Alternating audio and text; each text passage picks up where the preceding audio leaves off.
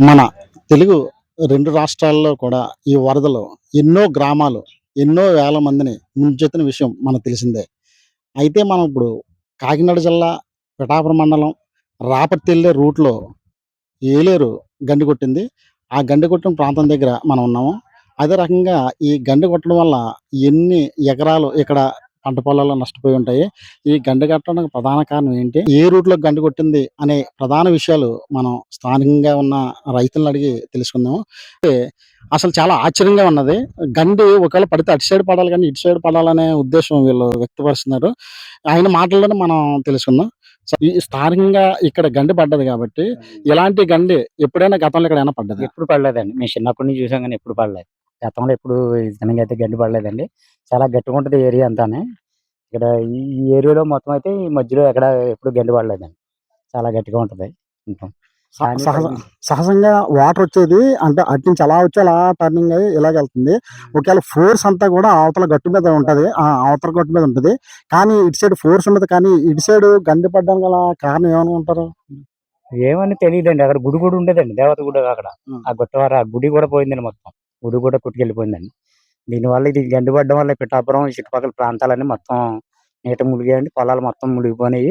మునిగిపోయి వరి చేల్లో కూడా శుభ్రం మేటలు అయిపోయినాయి. శుభ్రంగా ఇసుక మట్టి కూడా వచ్చేసిందండి వరి చేల్లోకి. చాలా పంట నష్టం అది చాలా గట్టిగా జరిగిందండి. ఈ కాలం మీద పంటలు పండుతాయండి. ఈ 2 పంటలు పండుతాయి. ఇది ఏలూరు కాలువ అంటారండి దీన్ని. ఎర్రారం నుంచి గోనాడ మీదుగా వస్తదండి ఈ కాలువ. ఈ చుట్టుపక్కల ప్రాంతాల్లో రాయారం, రాపర్తి ఈ ప్రాంతాలకు సంబంధించినయండి ఇవన్నీని. దీనివల్ల గొల్లపోలు, పిఠాపురం ఇయన్నీ మునిగిపోయినాయండి. ఇది ఈ గండి వల్ల. మొత్తం పొలాలన్నీ నీట మునిగి చాలా నష్టం జరిగిందండి. మొత్తం పంటలన్నీ పాడైపోయినాయి. అసలు సహజంగా వరదలు వస్తా ఉంటుంటాయి. ఈ వరదలొచ్చినప్పుడు ఈ గొరకండి ఎలా ఎక్కువగా ప్రవహిస్తా ఉంటుంటది. అదే రకంగా అలా గొల్లపురోలంటే ఎప్పుడు గూడా మునిగిపోతూ ఉంటది. కానీ ఇక్కడ గండి పడడం అనేది ఎప్పుడు గూడా చూడలేదు. ఇది కూడా గ్రావెల్ ఏసేసిన రోడ్డు. ఇది ఏదైతే మన జోనపల్లి ఎళ్తామో, జోనపల్లి ఎళ్ళకి షార్ట్ కట్ ఏసిన రూటు. ఈ గ్రావెల్ రూట్‌లే గండి కొట్టింది. దీని ద్వారా ఏ ఊరు పంట పొలాలు నష్టపోయి ఉంటాయి? పిఠాపురం, రాపర్తి, గొల్లప్రోలు దీనివల్ల ఎక్కువ నష్టం జరిగిందండి. లేదంటే కాలువ అంటే ఏలూరు వెళ్ళిపోయి అటు నుంచి 2 కాలువలు ఇడిపోతాయండి. 2 కాలువల నుంచి నీళ్లు సప్లై వెళ్ళిపోద్దండి లాక్కుంటా. అలాంటిది ఇది గండి పడడం వల్ల మొత్తం నీరు పొలాలన్నీ మొత్తం జల్లేసిందండి నీరంతా మొత్తం ఎక్కేసింది. ఆ 2 కాలువలు ఇది ఇక్కడ గండి పడినట్టుగుంటే ఎదరికెళ్ళి 2 కాలువలు ఇడిపోయి రైలు ట్రాక్ నుంచి కిందకెళ్ళిపోయి సముద్రంలోకి కలిసిపోతాయండి ఇంచుమించు. అలాంటిది ఈ గండి వల్ల ఈ పొలాలన్నీ మొత్తం పోయినాయండి. ఆల్రెడీ ఆ రోజు గండి పడ్డప్పుడు నీరు ప్రవాహంలో కొన్ని ఇక్కడికి మేటేసేయడం వల్ల ఇసుక కొన్ని ఆల్రెడీ పోయాయి. అలాగా దిగువ ప్రాంతంలో గూడా చాలా ఎలా స్టాగ్నెట్ అయి ఉండిపోయింది. వాటర్ లాగా ఉండిపోయింది. దానివల్ల గూడా మాక్సిమము అక్కడ పంట పొలాలు గూడా నష్టపోయే అవకాశం ఉన్నది. మీరు ప్రభుత్వాన్ని ఏం అదే కోరుకుంటున్నారు? పంట పొలాలకి నష్టపరిహారం ఇచ్చి కొద్దిగా గండి మళ్ళీ స్టాండర్డ్‌గా చేయించారని కోరుకుంటున్నామండి ప్రభుత్వాన్ని. రైతులకు నష్టపరిహారం చూసుకొని ఇస్తారని కోరుకుంటున్నాను. ఆ! ఏదైతే రైతులు నష్టపోయారో, నష్టపోయిన నష్టాన్నంతా కూడా ప్రభుత్వమే భరించి ఇవ్వాల్సిందిగా రైతులు అంటున్నారు. అదేవిధంగా ఇక్కడ చూస్తే ఇదంతా కూడా రాళ్ళతోటి, ఇసుకతోటి మేటలేసి ఎందుకు పనికి రాకుండా ఈ పంట పొలాల్లో అన్నీ కూడా పనికి రాకుండా పోయాయి.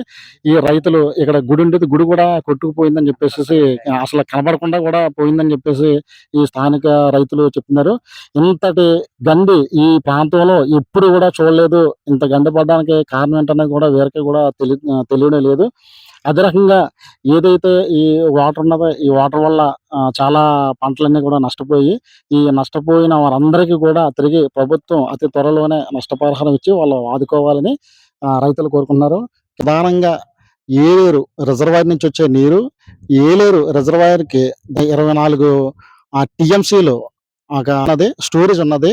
అలాంటిది ఆ రోజు ఏదైతే ఈ గండి కొట్టిందో, గండి కొట్టిన రోజున 22 పాయింట్ పైన మొత్తం అంతా కూడా టీఎంసీలో వాటర్‌తో ఫుల్ అప్ అయిపోయి ఉన్నది.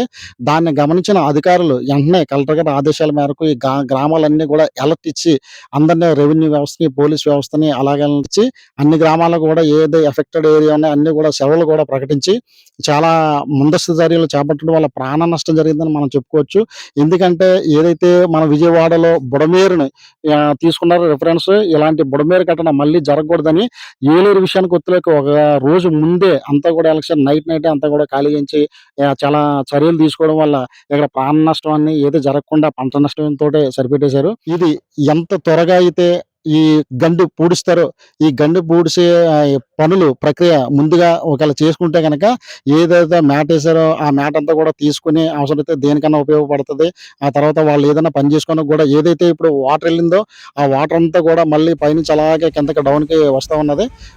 కాలువలు కూడా ఫుల్‌గా ఉండిపోయి ఇమ్మీడియేట్‌లీగా ఈ రైతులు, స్థానిక రైతులు ఈ గండిని పూడిస్తే గనక ఏదైతే మ్యాట్‌లయ్యి ఏసున్నాయి, ఇసుక మ్యాట్లున్నాయో అయన్నీ కూడా మళ్ళీ తవ్వుకొని మళ్ళీ ఏదైనా ఒక వ్యవసాయం చేసుకోవడానికి కొంచెం త్వరితగాన ఉపయోగపడతదని జెప్పేసి ఆశాభావం వ్యక్తం చేస్తున్నారు.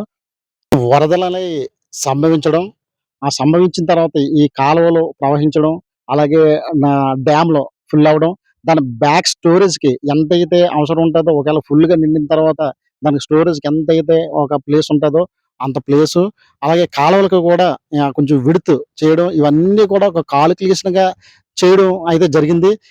ఈ ప్రకృతి విలయ తాండవం చేస్తుందో అదంతా కూడా మానవ తప్పిదం అనే చెప్పొచ్చు. ఎందుకంటే ఏదైతే కాలువలు గాని, డ్యాములు గాని, చెరువులు గాని ఇవన్నీ కూడా మనుషులు ఆక్రమించి ఇల్లు కట్టడం వల్ల, ప్రహరీలు కట్టడం వల్ల ఏదైతే వాటర్ ఇలా బ్యాక్‌కెళ్ళకపోవడం వల్ల ఈ మెయిన్ గండ్లు పడడానికి ప్రధాన కారణం అవుతుంది. అసల ఈ ప్రకృతి కోపానికి మెయిన్ కారణం, ప్రధాన కారణం మానవ తప్పిదమే. ఎందుకంటే ఆక్రమణలకు గురైనందువల్లే ఎక్కువ కూడా గండ్లు పడడం, అలాగనే ఈ యొక్క జీవన విధానం అంతా కూడా అస్తవ్యస్తం అవ్వడానికి కూడా మానవ తప్పిదం అని కూడా చెప్పుకోవచ్చు.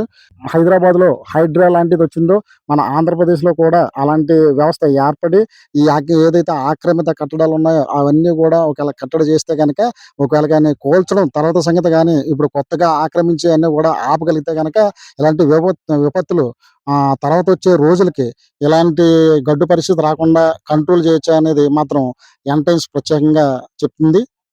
కెమెరామెన్ చిన్నాతో నానాజీ రాపర్తి.